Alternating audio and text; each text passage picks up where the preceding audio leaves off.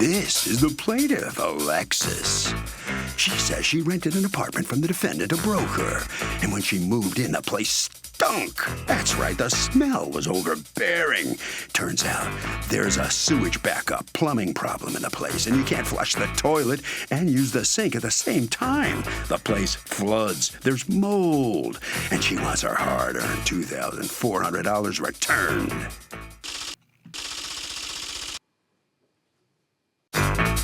This is the defendant, Henry Ike. He says there was an issue when the plaintiff moved in, and the landlord was informed and the issue was resolved. The plaintiff, however, changed her mind about living there and demanded a refund.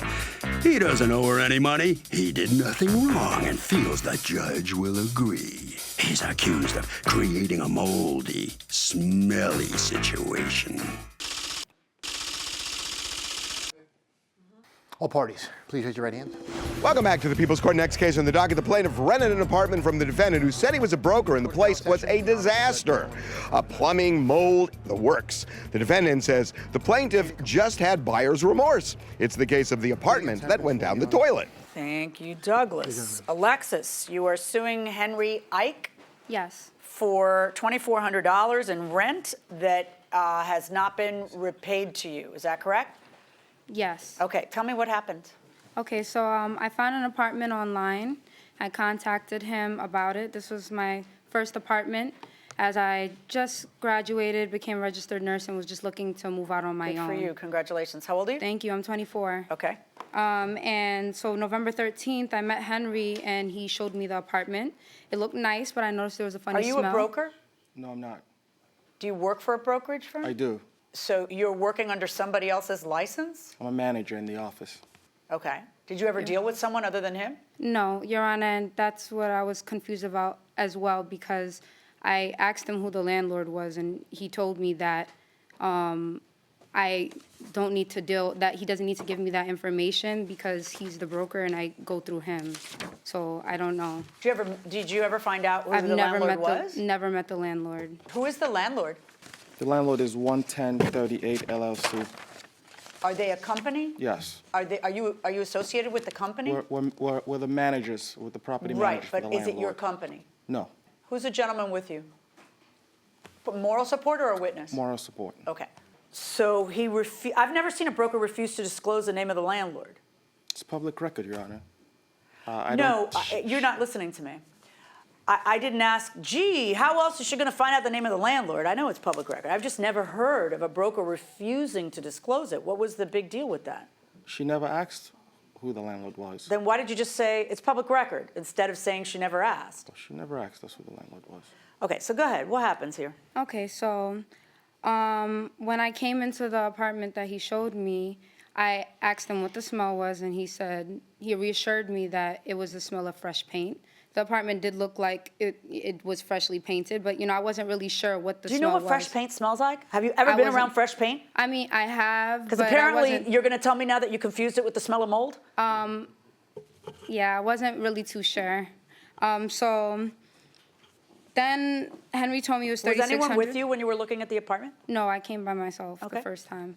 And so he told me it was $3,600 to move in, $1,200 was the first month's rent, $1,200 was a broker's fee, and the other $1,200 was security deposit. Okay. So I came back later on that day that I seen the apartment, and I gave him a $2,000 deposit. And then on Friday, a couple days later, I went back to his office, but he wasn't there. I was supposed to go to sign the contract and give the rest of the deposit, and then he was supposed to give over the keys. But he says he wasn't able to go. So his partner gave me the keys, and I gave his secretary the $1,600, and I asked his partner about the contract because he wasn't there to go over it with me, and he said, don't worry about it, to come back Monday, and that we'll go through the contract and sign it then. Okay. And then so on the same day... But they gave you the keys? Yes, he did give me the keys. That weekend, I didn't stay in the apartment. When do you decide you don't want the place? Monday when... And why did you decide you don't want the place? Because my stepmother came, and when she came, she smelled the odor and was like, Alexis, this smells like this is water damage, and that asked me if there was any floods. And I was like, well, he didn't tell me there was anything of floods. He said that it smelled like that because of the paint. She said, I've stayed in apartments before. This does not smell like paint. Call him and ask him. So I called him and I asked him, and that's when he admitted and said, yes, there has been history of previous floods before. And I asked him how recently. He told me a year ago. And then I asked him, well, why didn't you disclose any of that to me when I asked you about the smell beforehand? And he didn't really have much of an answer for that. So I said, I don't want the apartment anymore. I would like to have my deposit money back. All right, Seeing as so how I let didn't me sign- hear your yeah. response. She mentioned me personally in the case. I don't own the property. Her premise for wanting the money back is that, I think, is that she feels you took advantage of her, that she asked you, what's that smell? And the response was fresh paint. And yet there had been flooding in the place that you knew about, but I think she's saying you lied when you said that it was fresh paint. Absolutely not. And she'll attest to the fact that the place was freshly painted.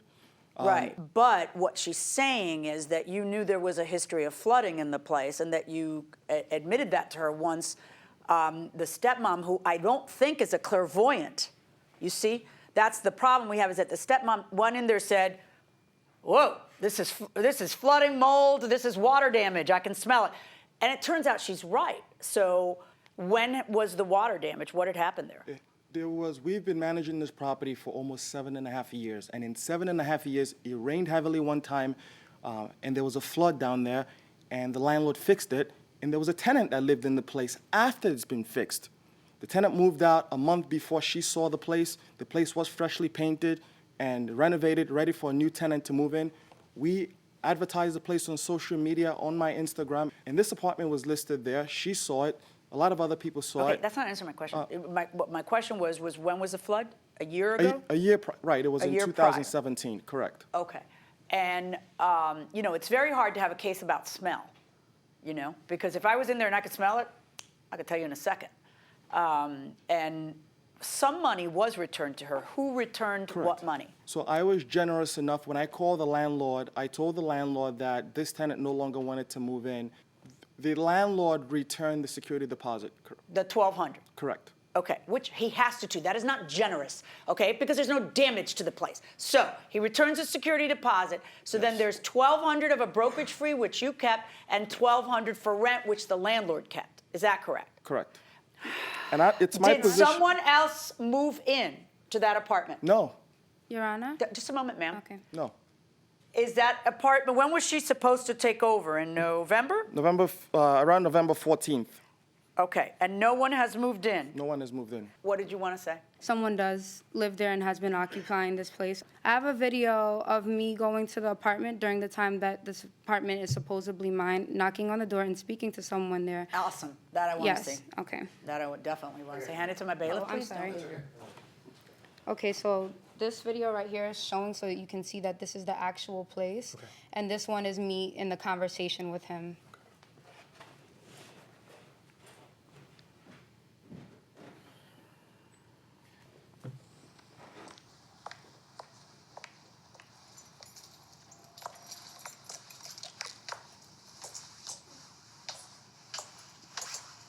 Now the next video is me speaking to the guy. I just wanted you to see that that's the actual place.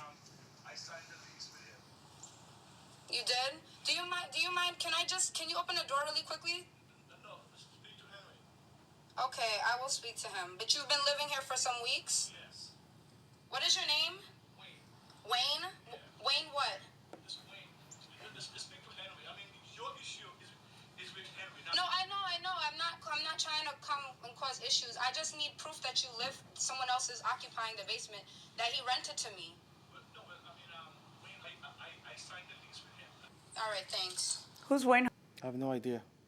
Do you? It's a building with He seven. says he'd signed a lease with you. Wayne Huggins says that. He says Henry. He says, speak to Henry. I'm the manager of the office.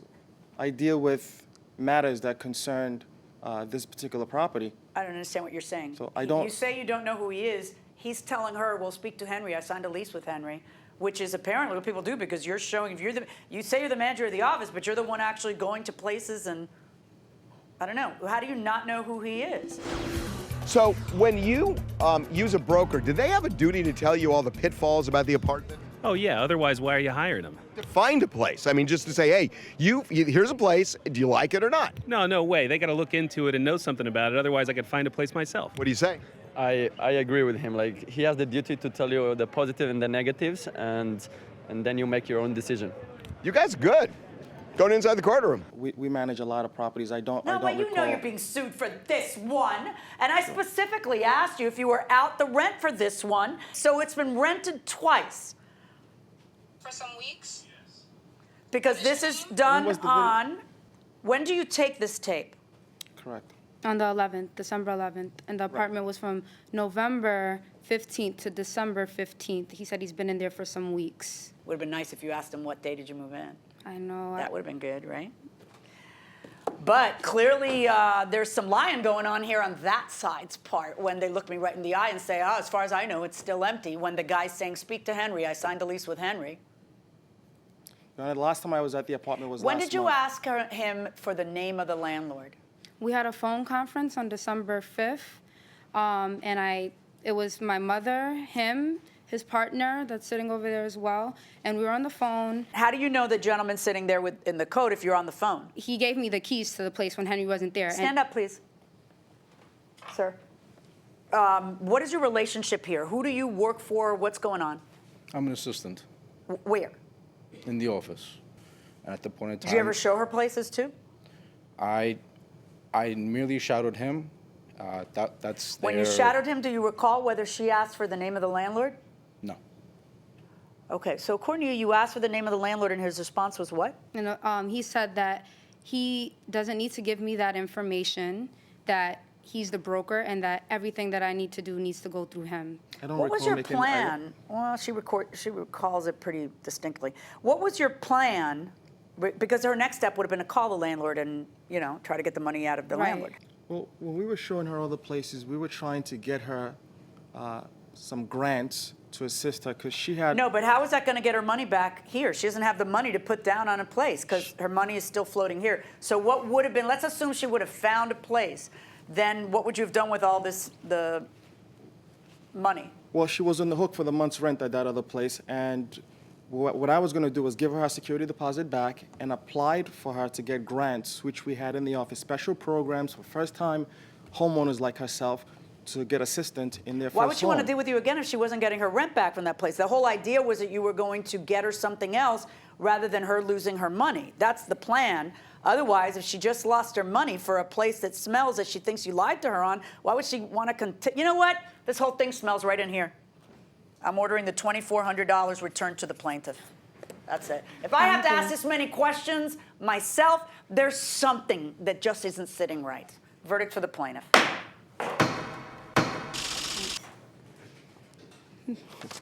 So, as the judge puts it, something here doesn't smell right, and they ordered you to give her the money back, all $2,400 that she's seeking. The judge got it wrong. Well, you're fair to think that way. It's okay. She got it wrong, and I hope she'll be enlightened to sleep with herself, knowing that she rendered a poor decision like this one.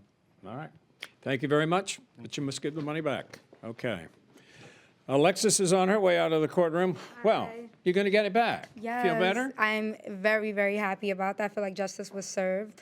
My hard-earned money is coming back to me, and now I can put it to something else, another place maybe, and hopefully I won't have to deal with this again. And have you found a place yet? No, not yet. I'm still looking. Okay. Have you started your nursing career yet? Yeah, I am, actually. I just got off of orientation at the hospital. Okay, so. good. Well, Thank you. good luck to you. Thank you. Thank you very much. All right. All right. Okay, Harvey, what you think? So, I mean, Doug, the judge is essentially saying that the defendant defrauded the plaintiff because by not disclosing a material fact, namely flooding, that's fraud.